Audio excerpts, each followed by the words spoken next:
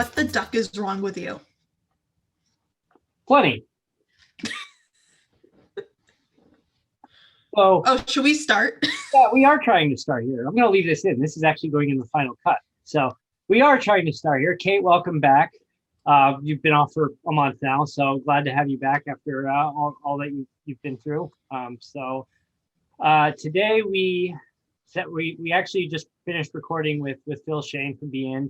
Skip ahead a couple minutes if you want to skip this part. I don't think you're going to want to skip this part, but there's a link to click to skip off to where the actual interview starts. But so today, as part of the interview, of course, we had to ask Phil about his longtime broadcast partner, Ray Hudson. So I'm going to ask Kate, did you know who Ray Hudson was before this morning? Nope. I didn't think so. So what I'm going to do is I'm going to play an audio call. We actually talked about this particular play on the show. It was an amazing play of a last-minute goal of it was Real Madrid versus Barcelona. And Lionel Messi scores the game winner in stoppage time. This was April 23rd, 2017. So I'm going to go ahead and just hit play, and I'm just going to gauge your reaction to this. To dig deep. Pressure in the Barcelona end. Roberto to Piqué. Busquets to Roberto. Did they gamble too much? The Champions League hero against PSG leading the break. Gomes looking for the overlap. Alba inside. It's Messi! Again! The medicine man arrives! It sinks his flaming spear into the hearts! It goes on for a while. From Messi. Beautiful counter-attack. All the pieces falling into place. Messi born in the cross by a hurricane, and he is jumping flash right here. Oh my gosh.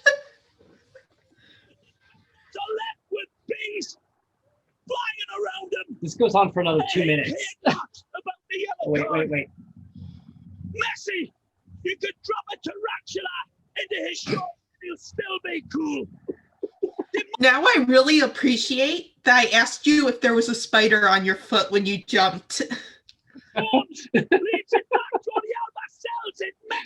So he goes a good minute into his like he didn't even describe the play for the first minute of that. I stopped it as he was actually getting into his analysis of the play. It was amazing. And it was one of those things where like I told you I leaped off the couch after this. There was a spider on your foot. Well, there was a tarantula in my shorts now. So yes. So as a result of that, I have remember our old soundboard that I don't use all that much anymore. Yeah. And now we have 2 new additions. You could drop a tarantula into his shorts and he'll still be cool. And then I also have this one now. It's Messi. Not as big of a fan of that one. It's really kind of hard to hear. But tarantula, hell yeah. All right, let's try this again. It's Messi.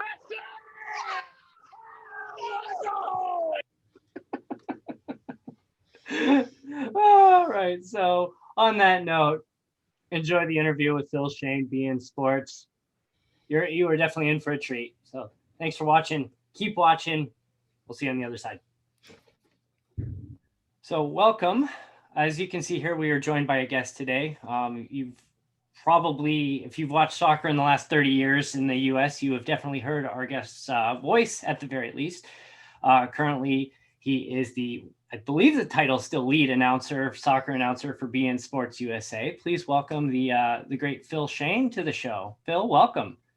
I just play him on TV, but I'm blessed to be able to do it. I appreciate the opportunity.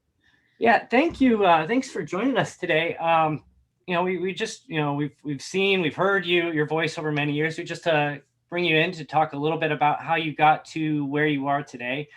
Looking at your bio and doing our research, we see you're in LA or LA born, but you've spent most of your time in Miami, which is weird because our last couple of guests have also had the Miami ties. We had Chris Myers from Fox Sports as a Miami native, And previous to that, we had Andrew Dimbert, who now is a anchor on ABC News, national news out of New York, who is also a Miami native as well. So it's just a lot of a lot of Miami ties to the television world there. Well, I guess if you get Roy Firestone in the next one, we can just keep it going. But no, it's strange. And again, I think that's really going to blossom even more now. Back when I guess Chris and I were starting out, and I guess just after Roy,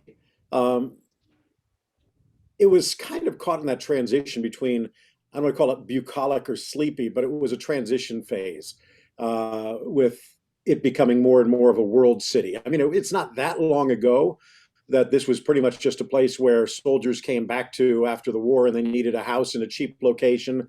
But then you ended up having everything that happened in Cuba politically.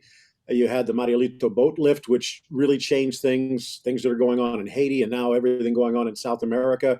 And not only do all these people find America a great place to go, but they found South Florida a very welcoming situation. We even see that now, I guess, from a soccer perspective, David Beckham realizing that, and we see it from Europe and everything else. Now, there is so much going on. Obviously, Andres Cantor right down the road on the Spanish language side, and he's not the only one, and there's going to be many more to come. So if you guys want, you can just make it a Miami podcast, and you'd still never run out of topics. Yeah, it seems like it's trending that way.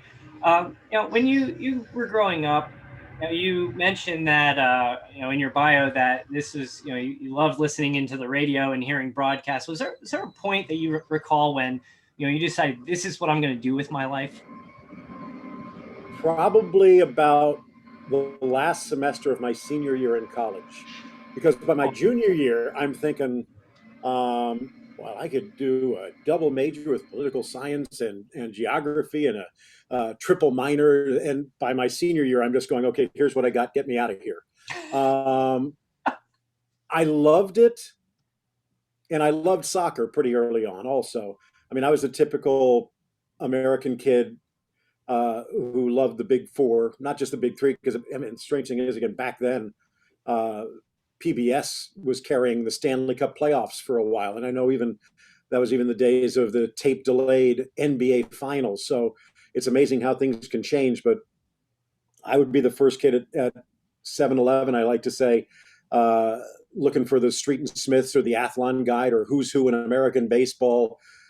But when I was younger, again, somewhat ironically, PBS ended up getting the rights to Soccer Made in Germany and Star Soccer, and NASL was starting to take off. They actually ended up putting a team in Miami, and they were some decent players. And I remember listening, in fact, Chris Myers, WIOD, which is the AM powerhouse down here, and they had Dolphins football, Hurricanes sports, and even spring training baseball and stuff. But for whatever reason, they picked up what was going on with Miami. And I remember driving around with my mom and listening to soccer, and it was kind of cool. And mentioned watching Soccer Made in Germany and Star Soccer, and those were Saturday and Sunday. I can't remember if it was 11 or noon. It was like right after This Week in Notre Dame football for some reason in South Florida, and This Week in baseball. So ended up hopping on our bikes, going to the park, and trying to mimic everything that we had just seen on TV. And the next year, because again, like I said, Miami was okay, but it wasn't doing that well. And Joe Robbie kind of bought the team for his wife, bring it into the family. And back then there were a lot more rules against cross ownership. So it was in his wife's name, but she was actively involved, as were the kids, Tim Robbie specifically. And they moved it up to Fort Lauderdale. And back then, it was right around the time, I'm not even sure if I-95 was finished. It kind of stopped near my house and didn't make it all the way back down to Miami. So it was two totally different worlds back then. And you really had everything in Miami and nothing north of it. So this was the beginning of seeing the megalopolis grow. But I remember me and my friends, same ones that would hop on our bikes, we hopped in my friend's mom's Volkswagen bus, and the whole gang of us would get out and storm Lockhart Stadium. And at least the first 5 years, 6 years till I went away to college, hit pretty much every home game we could. So I grew to love soccer, but it was such a limited thing. And as you said, listening to the radio at night, I'd be flicking back and forth. I don't know if anyone watching still remembers transistor radios. Now that everything's digital, you can get it on your phone. But just moving that knob like fraction of an inch. And I'd be listening to Cleveland Indians baseball or Cardinals, or you could get the Atlanta Braves. I remember listening to the Yankees and Mets, and I even remember listening to Vin Scully. And as you mentioned, born in LA, and there was no baseball down here then. I was a Dodgers fan at the time, and I have no idea how the signal was bouncing around the stratosphere, but was able to catch that. But those were two separate worlds, and actually three separate worlds, because I knew that I wanted to go to college. I wanted to learn. I loved sports and sports broadcasting, and I loved soccer. And it was more just a happy coincidence that these things just kind of blended together. My high school had a TV and radio production, so I was able to do that. I hope they've burned all the tapes. But we used to do the basketball games. They played in the lunchroom afterwards. And it was just fun. And it's, okay, this is kind of cool. Again, not that I want to do this for a living, because back then I think it was basically Al Michaels doing 18 different broadcasts and no one else had a job.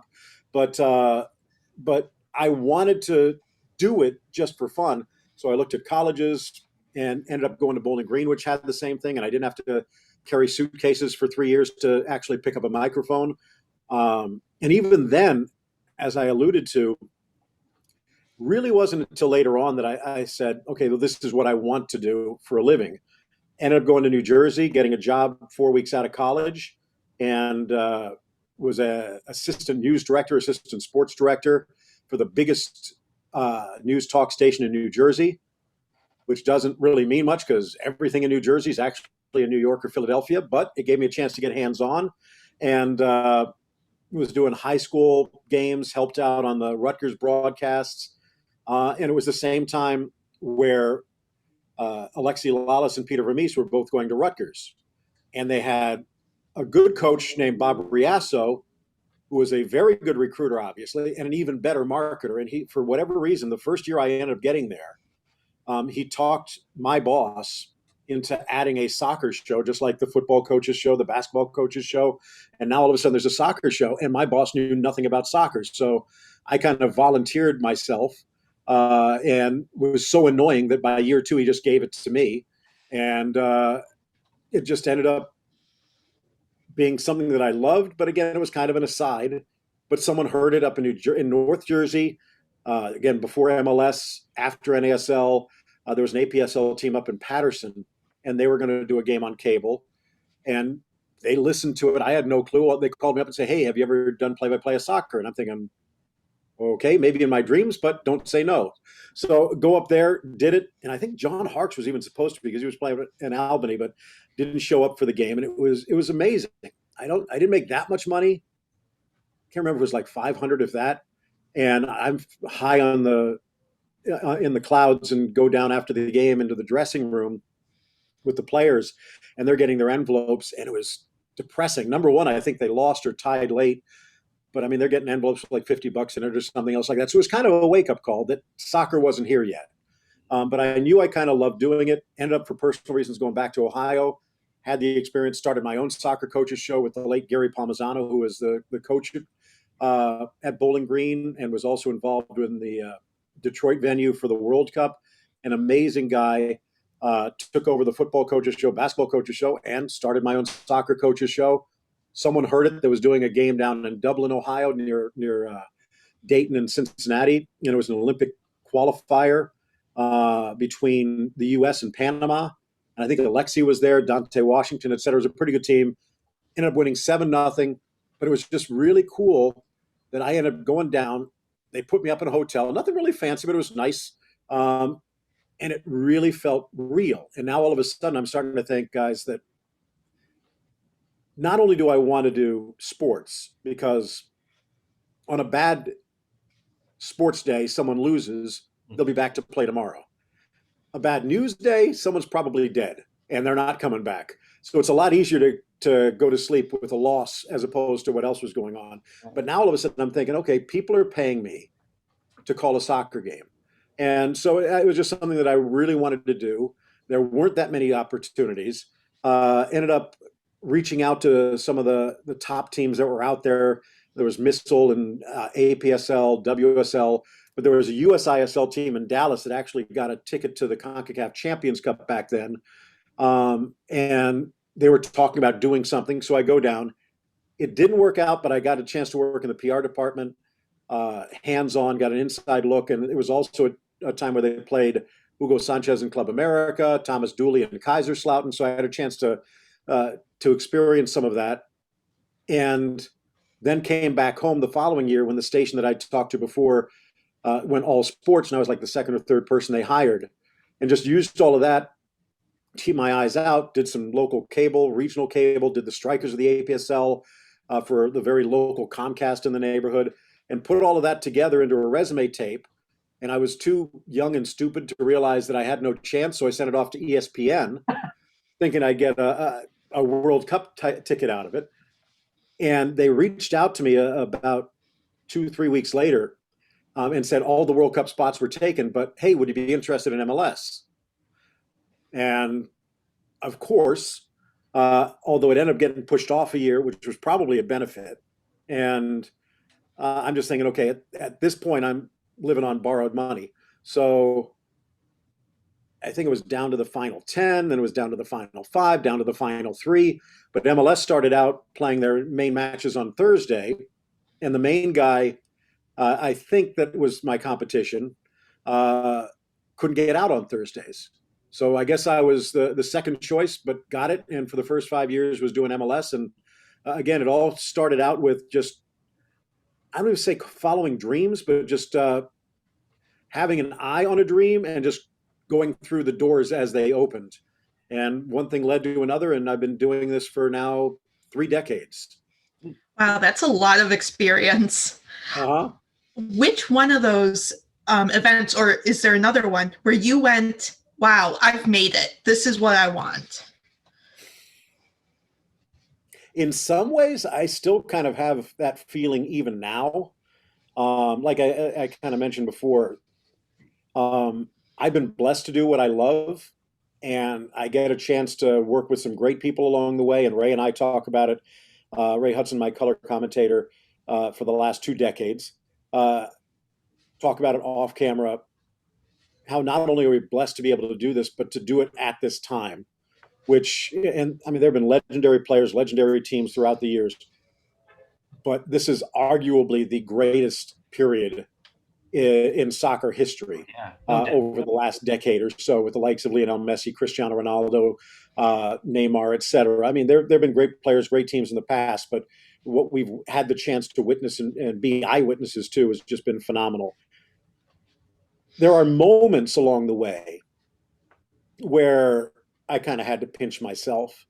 And it could be a small one. Like I said, just doing a game up in Patterson with probably 100 people in the stands. Mentioned the Olympic qualifier in Ohio, where they actually put me up in a hotel, and it just kind of felt real professional. There were the moments where I'm doing the Strikers, even if it's APSL, and I think that was the first chance I had to work with Thomas Rongan at the time. I don't think Ray was involved, but probably it was the first ESPN game I did, which was not even MLS. It was a U.S. women's game against Germany up in North Carolina. And it's like holding the mic flag, looking at it and going, ESPN. Yeah. This isn't bad. And then there's other moments that just made it a little bit more concrete. I remember even before that, going down to Port-au-Prince, Haiti, doing an internet soccer broadcast of a World Cup qualifier between Haiti and Trinidad and Tobago, which was a life-changing experience, and trying to use my very broken French. Going down to Barbados for a U.S. World Cup qualifier. Again, those are just moments. But the first MLS game, where as a fan, even more than I think as a broadcaster, after 10 years without top flight soccer or anything approaching it, to see a packed stadium, all the effort that was put into it, all these players that had come back over, the jets flying over, and all the pomp and circumstance. It, as I said before, a lot of those other moments, I wasn't quite sure, or there was maybe something bittersweet or melancholy about it, that soccer still hadn't come back. This was one of those ones where it's the crescendo, and the trumpets are blaring literally, and it just really felt real. So I don't think it's more that I made it, not that I was just hanging on for the ride, but the fact that soccer had made it back. And I mean, you guys can appreciate what it's grown into, but I'm not sure many people out there in this modern generation realize the depths to which it had fallen before. So, I mean, there's some of the older crowd, the wizened crowd, that kind of realize even more so how much things have grown and how great things are. I don't know if there's a better country on earth to be a soccer fan right now than in the United States. And I'm just glad I've had the chance to experience it firsthand. So talking about the growth, where do you see soccer going in the US? Do you have any insight on that? It all depends on the investment. And I'm not just talking about money, and I'm not just talking about the owners, even from a player perspective. But initially from the owners, again, as I mentioned, there's a lot of the new generation that are talking. They don't like single entity. They don't like salary caps. They don't like this or that about the way the game is run here. They don't realize what it was like living a decade without it. So I'm not saying it's great. And I think as the years go by, and we've seen it with MLS to a point, they get further and further away, loosen the reins a little bit to allow teams to take a few risks. Some teams maybe have risked a little too much and have gotten slapped back, but for the most part, I think things have grown. But it is a business. As much as it's a sport, as much as it's entertainment, as much as it's a game to be enjoyed, those people are out there earning a living, and those people are out there trying to make money at it at the same point. Admittedly, there's probably other ways, better ways they can make money with a greater return. So there is some love involved in this. But it does take that investment from the corporate entities and also from the players, the likes of, say, a Christian Pulisic or a Weston McKennie, and that new generation who maybe had the opportunity to play other sports, but they made the commitment. They made the investment into soccer itself. I know there's the old axiom or the old argument about how great the U.S. would be if the best athletes played. And it's not that simple just because of the various skills that are involved in the different sports. But there are a lot of players that grew up playing some of these other sports that also played soccer, but had to make the decision as to which way their career would go, and soccer came up short. That's not happening as much now, even with some of the very good athletes. And again, I think as soccer continues to grow, we're going to see, I don't know if I'm going to go as far as Don Garber did, talking about 20 years in the future, it being the MLS being a top tier league in the world, but I don't think it's out of the realm of possibility. And I don't think it's out of the realm of possibility that before I hang the microphone up, that we'll see the United States at least in a World Cup semifinal, if not lifting the trophy. It's not going to be easy. There's teams and nations that have been doing this for generations and practically, sometimes literally, centuries before. But the way things are going right now, and the money that's been invested, the time that's been invested, it is a possibility. It survived the crash after 9/11. We're going through another one right now with COVID. After 9/11, they had to cut out two teams and kind of take it back to the bare bolts, where you only had 4 owners for the entire league, and the federation was in danger of bankruptcy. I think it goes to show the footing that's there and the commitments that's there. That we've basically gone through 2 years of a money drain, and in all honesty, it hasn't really affected the quality of play that much. If anything, I think the quality's gotten better. I think watching some of the highlights from the early part of the season, there are some points where you go MLS, somewhat derisively and dismissively. But there's other points where you're going MLS when you're looking at some of these cracking goals that would be goal of the week candidates in any league on earth. So it needs to lift up its level, as we've seen from the CONCACAF Champions League, where only the Union advanced and the other teams fell by the wayside relatively early. You could talk about that being the vagaries of the soccer schedule, but that's by choice. Pretty much everywhere else around the globe, it's an 11-month a year season in one way or the other. And I think maybe that's the next frontier, not just putting more investment into growing your own. And we are seeing some of the academies produce some better than others, but also in trying to make it a truly year-round commitment. It's a lot better than it was back in the NASL days and in between, and even at the start of MLS. But to kind of reach those pedestals that I was describing earlier, it needs a little bit more. I just think it's headed in that direction. And it's funny too, with like looking back, I was, the ripe age when MLS started. I was 10, 11 years old when it kicked off. And I remember going in that first year or two to a U.S. Open Cup match with DC United against, I forget who they're, I think, it's the Hershey Bears. That's who they were playing. And, and before it was just, they let all the kids down on the field to go talk to all the players. They're getting autographs. So I'm walking up to John Harkes. He's signing my program. I walk up to Bruce Arena. And then I walk up to, his assistants. And one of his assistants goes to me, you have no clue who I am. Like, I'm a nobody. That assistant ended up being Bob Bradley, who, as we all know, has built quite a reputation for himself since then, both globally and domestically here in the U.S. But the other thing that when I was doing my research, what caught me off guard was, didn't know this, but Jesse Marsch, who, Red Bull Salzburg, who's had a lot of success over there. He had a lot of success in Major League Soccer. He, and now he's over in Europe and winning titles over there too. It's just, he was a kid who, came off the bench a couple times for DC in 96. And now, he's among the right. He played for Bradley at Princeton. Yeah. And very smart, but also very industrious as a player, kind of going back to those days like Ben Olsen.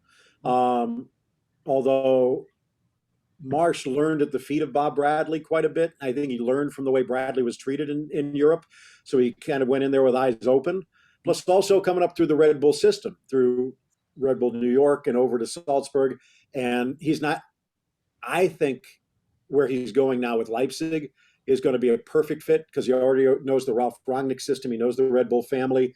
He spent a couple of years over to practice his German, his Denglish. And I think if he would have gone pretty much anywhere else, there would be difficult hurdles that are not there at the moment. And I think he'll do quite well there. And maybe in a couple of years, the resume will even be to the point where I could see him, maybe not a top 4, but like that next tier in the Premier League. Someone's going to give him a shot just because he's a very smart manager. And I know Bob Bradley kind of downplayed himself, but when you consider where he started, one of Bowling Green's rivals down south in Athens, Ohio, he was in his mid-20s, I think, and he was already the head coach there before he even went to Princeton. And now we've seen, as you said, what he did with the national team, what he did with Egypt, what he's doing again now. Not a bad guy to learn from, and he's proven that both with Jesse, and I think there'll probably be even a few more before he hangs it up.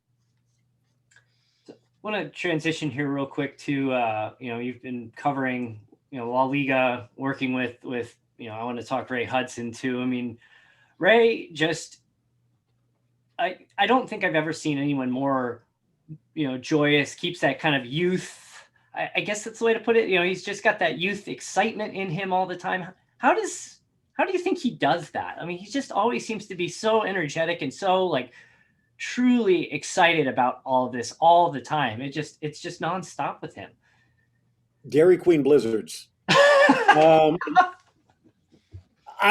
It's well, like I said, when I came back from Dallas, and again, I grew up at Lockhart Stadium, watching him play. And again, to give you an idea, for most of the fans here, they'd get an idea of these people. But I talked about Messi and Ronaldo, and these players were on that caliber.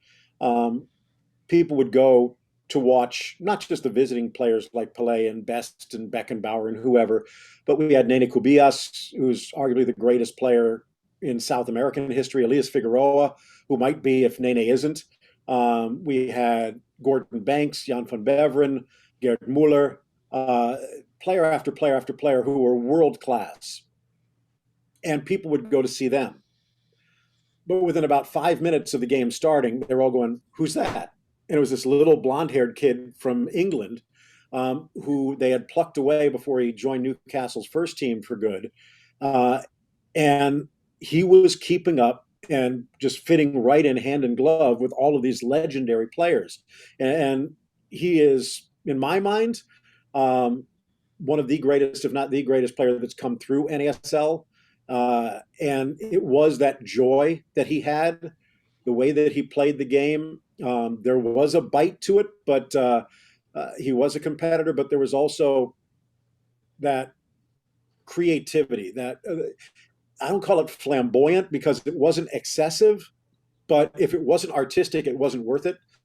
And always playing with a smile on his face. And then 10, 15 years later, because NASL had crashed when I was away in college, but now all of a sudden I'm coming back from Dallas after a decade away, and he was just coaching kids at a local police athletic league in Hollywood just for the fun.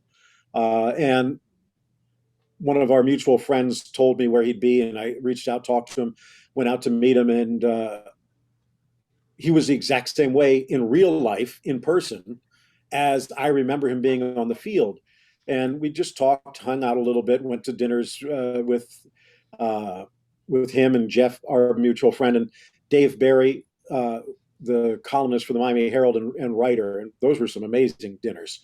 Could have probably charged cover, but it was just really cool. And then when I was doing the MLS games, I kept trying to talk to, nothing against people I was working with. It's just, I knew that he had something that no one else did.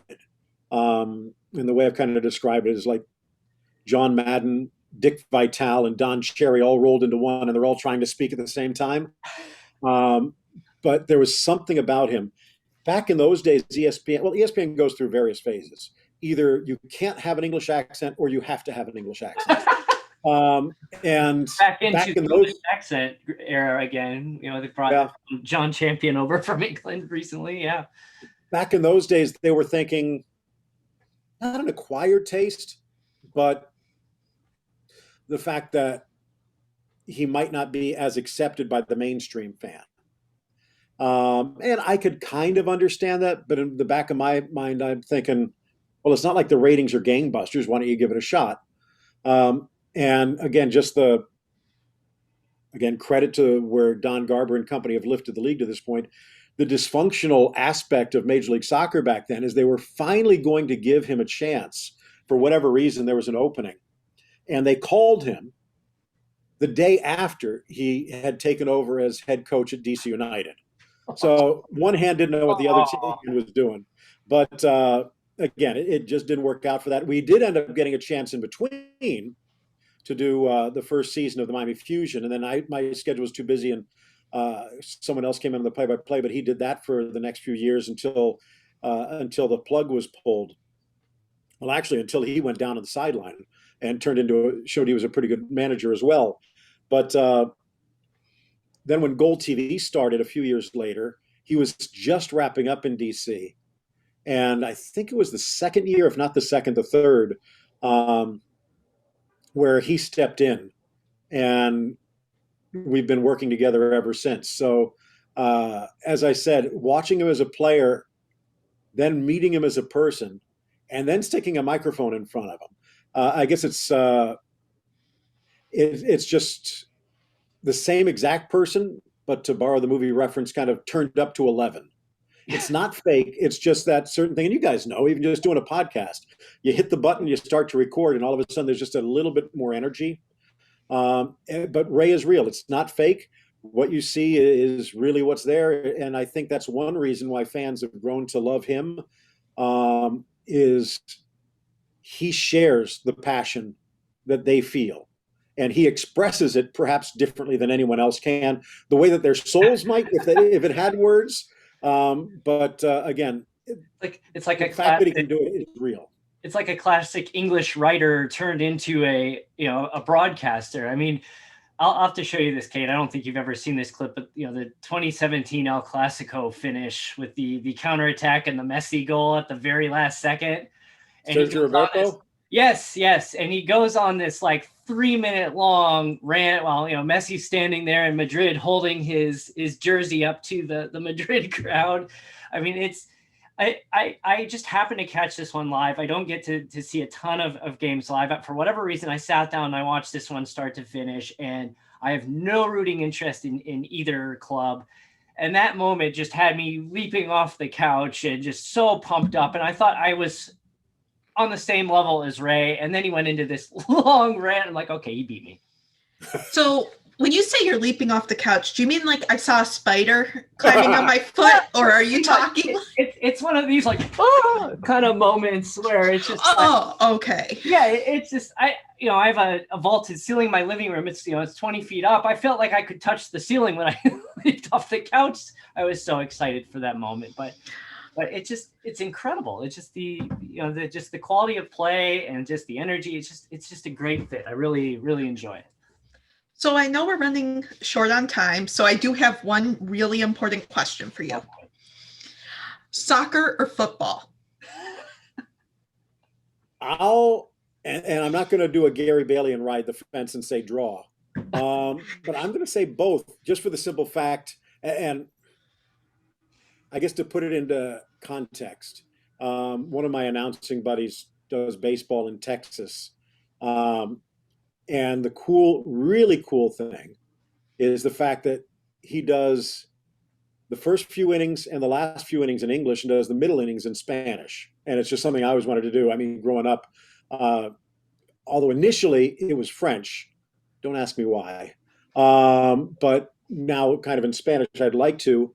It's just I kind of realize there's a handicap of vocabulary in the fact that I could do a game in Spanish. It would probably be the most boring broadcast ever in Spanish because I know maybe 2 or 3 words for different things. The ball, the cleats, the turf, the field, whatever. And I know I annoy some purists at times, like even for Barcelona, saying occasionally, I try and limit it a little bit, but like saying Nou Camp as opposed to Camp Nou. And it's mainly just to have 5, 6, 7, 8. In fact, there's some exercise if you want to do broadcasting.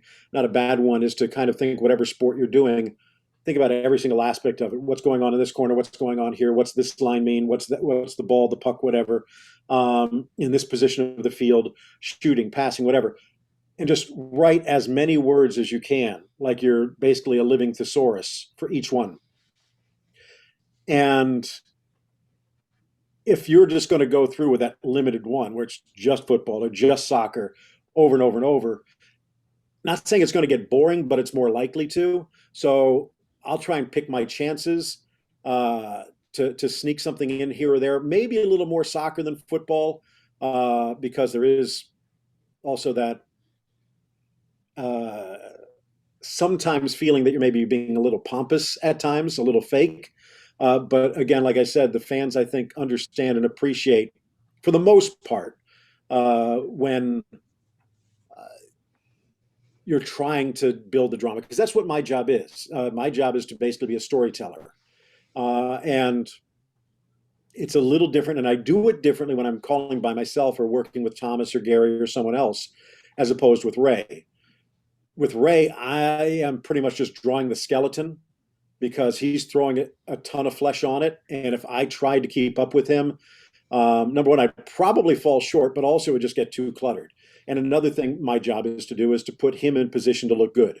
Not that I have anything to do with him looking good, but to set him up, to not cut him down.